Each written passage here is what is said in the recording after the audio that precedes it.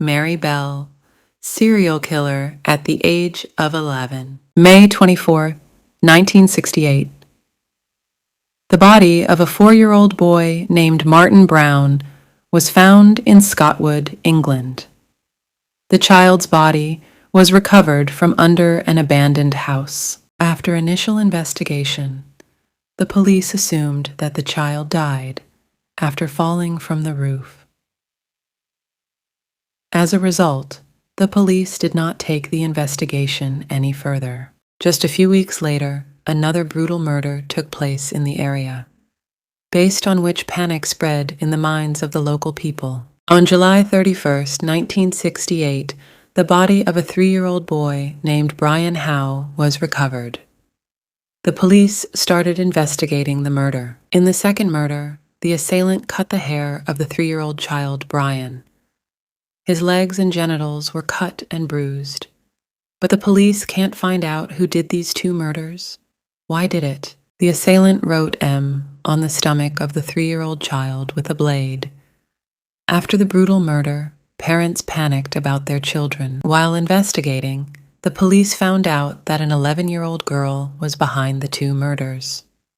Name is Mary Bell. First, he took 4-year-old Martin Brown to an abandoned house and strangled him to death.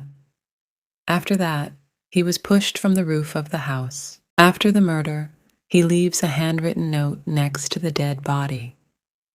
Initially, the police did not attach much importance to that paper. Later, the police found the link between the 2 murders from that paper. A 13-year-old girl named Norma Bell assisted Mary in both murders. Although the surnames were similar, there was no kinship between the 2. According to the police report, they first killed and left the body. Later, they would come back and write their initials on the stomach of the corpse. How did the police reveal the mystery of this pair of murders? While investigating, the police started gathering information about criminals in the area. Emphasis is placed on the interrogation of local children. Norma and Mary behave strangely during this interrogation. When Norma is questioned about the murder, she becomes strangely excited about the murder. Investigators notice that he was not responding to their questions normally, taking the whole thing as a joke. The same behavior can be observed in Mary. He was not paying much attention to the questions. Instead, he was adding new information. He told the police that on the day of the first murder, he saw the child playing with a boy in the field next to the abandoned house. After that, the police suspected that Mary knew about the murder. However, they await further information. Norma gives that information to the police. He tells how the first man was killed. Mary takes Norma to the abandoned house to show her the first child's body. Based on Norma's statement, the police arrested Mary. Police investigation revealed more information. Police learned 2 days after the murder that he wrote in a note, "I killed so I could come back." Another note read, "We killed Martin Brown." He admitted to the police that the notes were written by him. On December 17, 1968, Mary was found guilty in the trial. The court released Norma. What is the reason behind this strange behavior of Mary? Behind it is a story of a spoiled childhood. Mary's mother was a sex worker.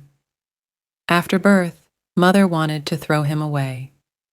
He didn't want baby Mary taking away the time he had for his clients. For this, mother used to make him sleep by taking excessive amount of medicine all the time. According to the information given to her family, she was not concerned about the possible harm to the young child from this overdose. Even at the age of 4 or 5, he would push Mary to his clients.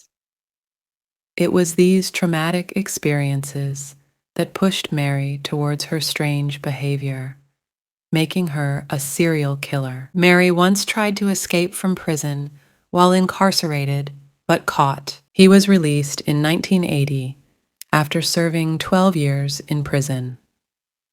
He was 23 then. He started a new life with a new name. Mary married 4 years after release. He also has a daughter. Yet history does not leave him behind. He had to change places before he could find out his old identity. Once he had to escape from the house by covering the bed sheets to escape from the reporters. After this incident, she was worried about her daughter's identity. Mary appealed to the British court to keep her daughter unidentified. On 21st May 2003, the court granted his petition. His case judgment later became law. This is known as the Mary Bell Directive in Britain. The court later extended this protection to his granddaughter. Even today, he is haunted by the history of a spoiled childhood. No one knows where Mary Bell lives now.